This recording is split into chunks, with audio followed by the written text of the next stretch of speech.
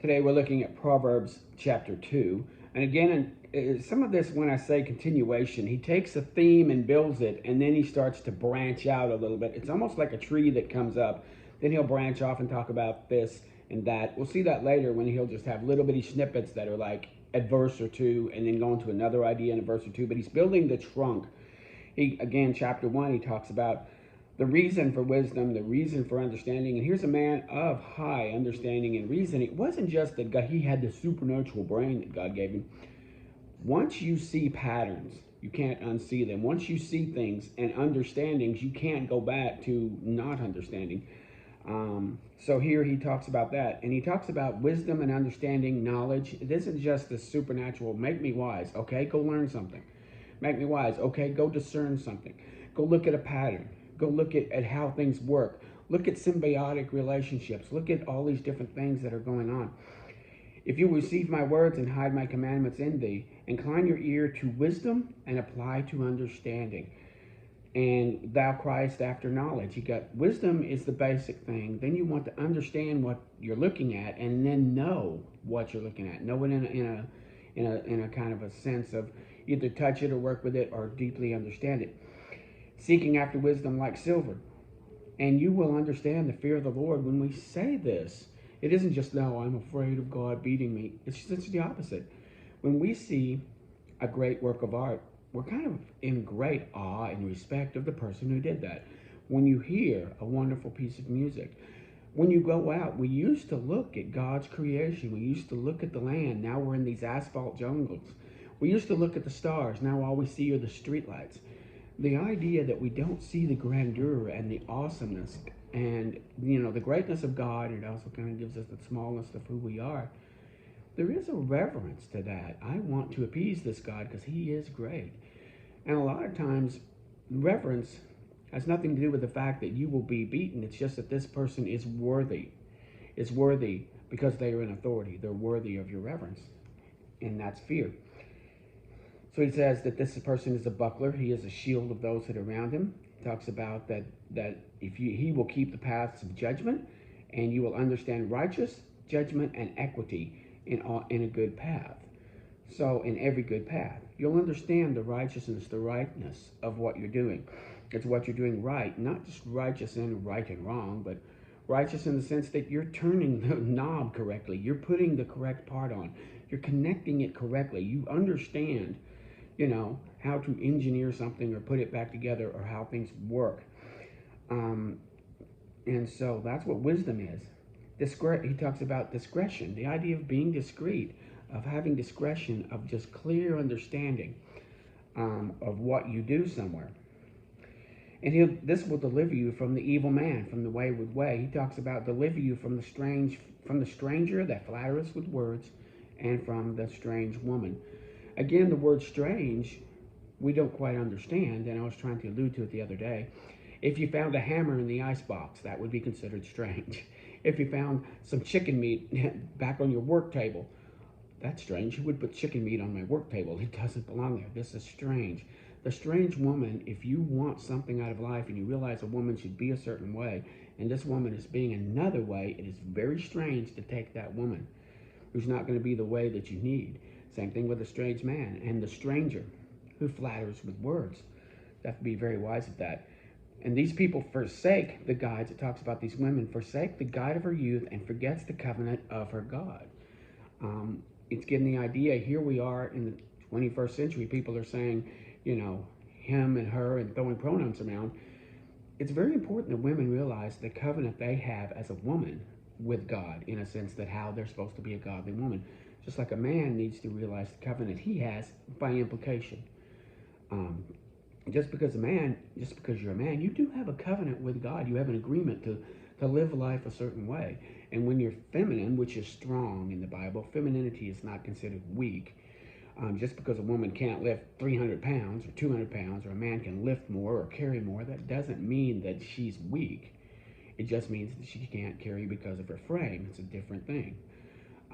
The idea is that femininity is very strong, so is masculinity, but each one have an implied covenant with their creator. And he goes, talks about this woman, that for her house inclines to death, and her paths unto the dead. None that go into her shall return again, neither shall they take hold of the pathways of life. We've seen these with these wayward women that just sit and draw men in and draw them to their death. And so it talks about this, how men especially, and we guide the culture, we guide the community, we guide the family. We need the ones who stand in wisdom and understanding and knowledge. Then by standing in that, we help that flow downstream, so to help our wives and help our children. So it's very good that this is to my son, but it also talks about the strange woman. But it also tells women, through implication, that you have a covenant with God through your strong femininity to stand with God. Femininity is a strength. It's unique. Only women have it. The culture can say what they want. I don't have a feminine side. My wife does not have a masculine side. She has a strong side and a weak side. I have a strong side and a weak side. Do not call those masculine and feminine. It is an insult, and it's an insult to God. So chapter 2 has a lot into it. But you can see the Proverbs are very, very wise. Going to 2 Kings, and so here we are now that Ahab is now dead, and his son has died. So now there's Jeroboam reigning in the northern kingdom, and there's also I said Jeroboam. There's a Jehoram. A Jehoram is reigning, the son of Ahab, in the northern kingdom. There's also a Jehoram in the southern kingdom, the son of Jehoshaphat. So you have the son of Ahab, the son of Jehoshaphat, but also Jehoshaphat is still co-reigning with his son. But we're talking about Elijah, and here's where Elijah passes the mantle off to Elisha. So the Lord has made it known to Elijah and to the prophets and to Elisha that there was a day when Elijah was going to be taken up. So he goes, and he's going with Elisha, and he says, I'm going to go over someplace. You stay here. He's going to go to Bethel, and Elisha says, no, I'm going with you. So he goes with him to Bethel. And there are prophets there along the way, and they call Elisha to the side and say, don't you know that he's going to get taken up today? Don't you know that he's going to get taken up today? He goes, yes, I do, but let's keep it low. I don't know at that point if they were not trying to, that it was one of those secrets that they didn't want Elisha to know they knew, or it was just, there's a sadness about it. Yes, I know, this is the way it's going to be. So he goes on, and then he says the same thing about going to Jericho. No, I'm going to go with you. And again, the prophets say to Elisha, don't you know today's the day that Elijah's going to be taken up? Then he goes over to the Jordan. So he makes his way eastward to Jordan, and they get to the Jordan River, and they've gathered 50 prophets are now following, which makes sense. If I knew that something spectacular was going to happen, I would want to go see it too. So you've got all these people following, but Elijah goes to the Jordan. He takes his mantle and smacks the water, and the waters part, just like they did at the Red Sea, just like they did at the Jordan with Joshua. And so they part, but only Elijah and Elisha walk across. These 50 guys are left on the bank just to kind of peer across and see what happens. When they get to the other side, to a certain spot, Elijah's talking with Elisha, and he says, before I go, ask something of me. What can you ask that I will do for you? And Elisha says, I want a double portion of your spirit. I mean, he could have asked for wealth. He could have asked for land. He could have asked for anything physical. But he says, I want a double portion of what you have. And Elijah says, well, this is a hard thing, but tell you what, if you see me go up, then it is a surety that God has heard this prayer. If not, then it's not. So, okay. While they're talking, and it could have been one of two ways, a chariot of fire comes. It says here that, and it came to pass as they went and they talked, behold, there appeared a chariot of fire and horses of fire. And it parted them asunder, and Elijah went up when the whirlwind into heaven. So you get the idea that this whirlwind probably came down as a chariot of fire with horses of fire and went between the two prophets. And it took away Elijah, left the mantle, of course, and takes him up. And Elijah sees this. And Elijah says, he says here that, my father, the chariots of Israel and the horsemen thereof, and he saw him no more. And he took hold of his clothing and rent them. He put on the mantle of Elijah. So he goes back now to the Jordan, and he asks, where is, let me read this because it's very good. Where is Jehovah Elohim of Elijah? So he smacks the water and it parts again, and he walks across. He meets all these guys, and it's just the one of them, and they want to go and look for Elijah. They think, well, maybe the Lord dropped him on a hill, or maybe the Lord dropped him off on the plains. And he goes, no, no, no, don't bother. But they pushed him, so he goes, fine, go look around. So they go off, and they go to seek him, and they are gone for 3 days, wandering around. You can imagine these guys going on a 3-day journey all around there, as if God couldn't have dropped him 4 days away or something like that. So they look for 3 days, and they never find him. And you have these stories here where Elijah goes to a city, and it has bad water, and he takes some salt, puts it into the water, and that's a miracle that the water is now good for the people to drink. So he's done a good one there. He also goes into another place. He goes to Bethel, and a group of children come up to taunt him. Bald head, bald head. They're picking at him, and that's probably not the only insult. And here they are showing disrespect to Elisha, disrespect to the mantle of God. And so they mocked him and said, go up, thou bald head, go up. In other words, get away, go away. And he turned back and looked at them and cursed them in the name of the Lord. And then there came forth 2 she-bears out of the woods and attacked 42 children. You might think that, well, gosh, Elisha, being a little tough. These are little kids. Well, but remember, there's none righteous, no, not one. The sin of the area had probably gotten so deep that it's getting into the children, and the children are highly disrespectful. Disrespectful probably not just to the authorities and to their parents, but here's a man with the mantle of God, and they're telling him to get away, bald head, bald head. And they're probably, and I'm going to go a little bit of, I try not to get too, speculative, but apples and trees. Disrespectful people, disrespectful parents. I know that some kids will be disrespectful of good parents, but by and large, it's apples and trees. They're just parroting the area. And remember that Elijah had gone through this area. Maybe they were preaching. Maybe they were preaching about different things, because it says that he went down to Bethel, and now it's in Bethel that it happens. So we see that he went from Bethel to Jericho to the Jordan, and now he's going back. It's like Elijah was saying, I'm the prophet, and now Elisha is going back and backtracking, saying, I am the prophet. But they don't have any respect for him. And so he curses them, and God takes care of the curse. Maybe didn't ask for theirs, but cursed be you because of your disrespect for the mantle and the man of God. And God took care of what that meant. So we see that there. In chapter 3, an interesting thing now, Jehoram, the son of Ahab, he began to reign, and he reigned for 12 years. Now, God had cursed this house, remember, but it's still standing, but it's going to fall later. Ahab is already dead. And remember, God is not in a hurry when it comes to his curses. He doesn't have to do them the next day. He can let them go for a while, offering repentance to those who will, offering, mercy to those who will. But he will judge the house, and the things that he said will happen. Jezebel is still alive, still influencing her son.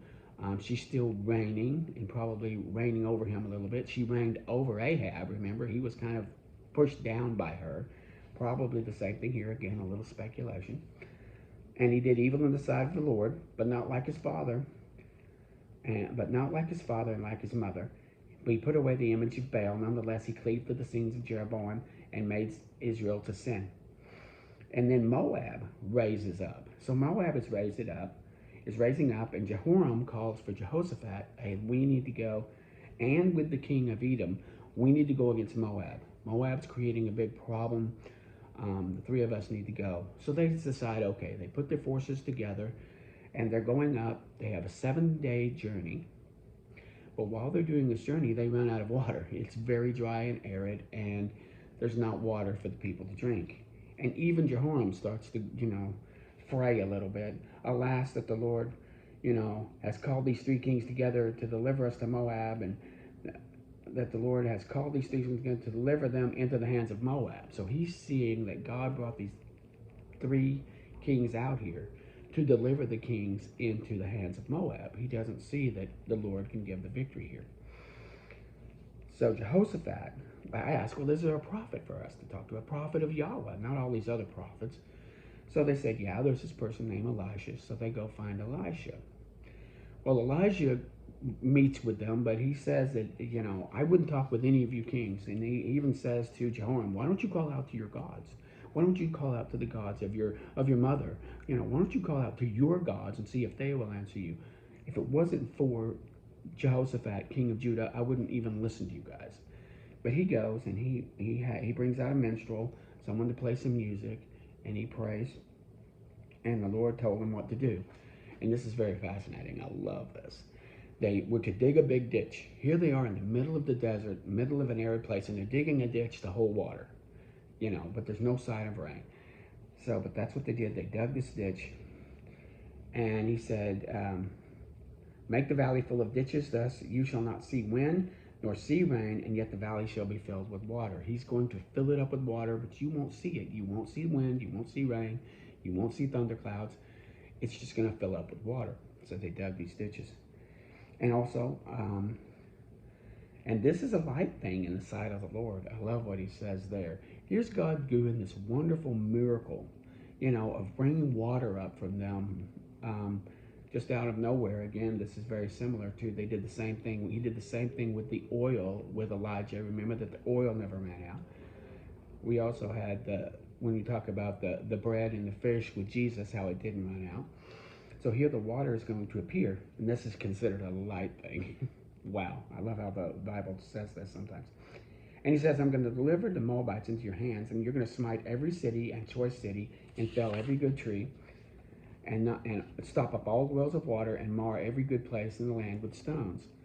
He has an agreement with himself, God does, that he will not destroy the Moabites because of Lot. But they've gotten too big for their britches, and he's going to tear them down a piece.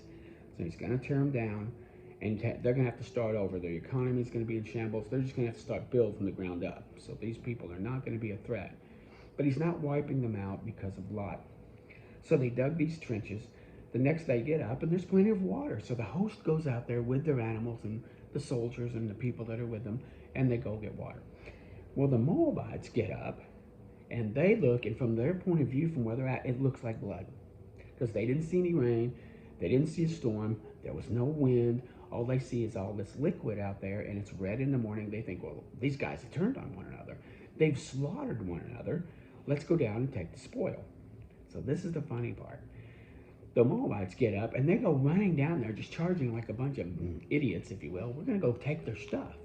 They're not charging ready for battle. They're not having their shields out. They're not having their swords out. They're not screaming at them. They're going to go plunder. They're just going to go take. And what happens is the Israelites, those of Judah and, and Edom, get up, get their swords, and chase into them. And all of a sudden, there's this big fight going on. And they surround the Moabites.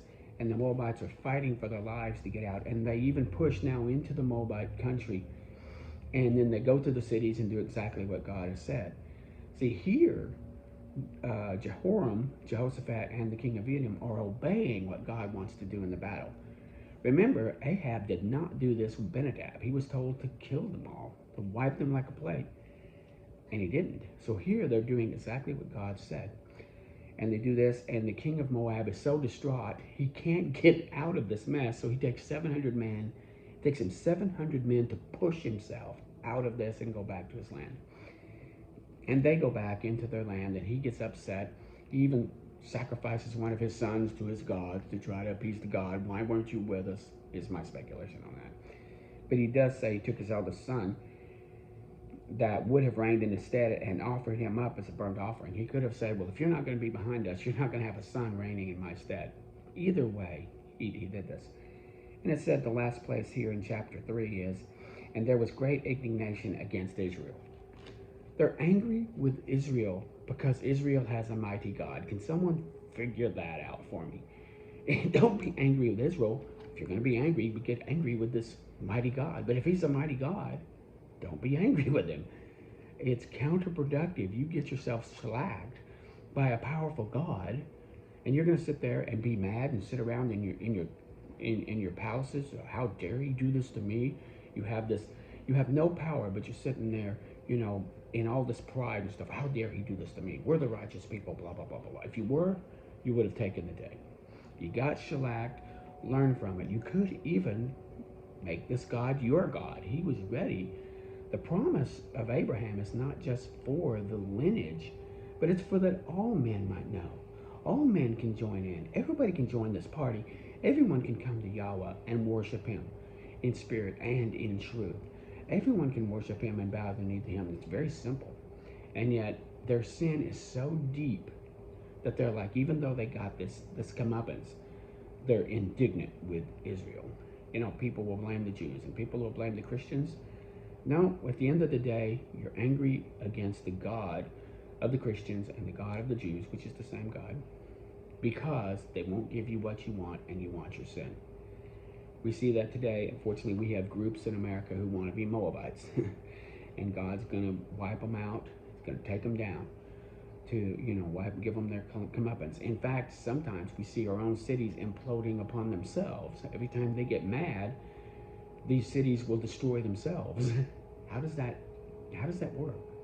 You're tearing up your own cities. You're destroying your own Walmarts and destroying your own Targets and destroying your own cities because you're angry about a group that doesn't even live there. It's counterproductive. When people want sin, sin is all they want. So we see with this kings here, we see this going on. The history is continuing, and we're going to see what happens next. Thank you.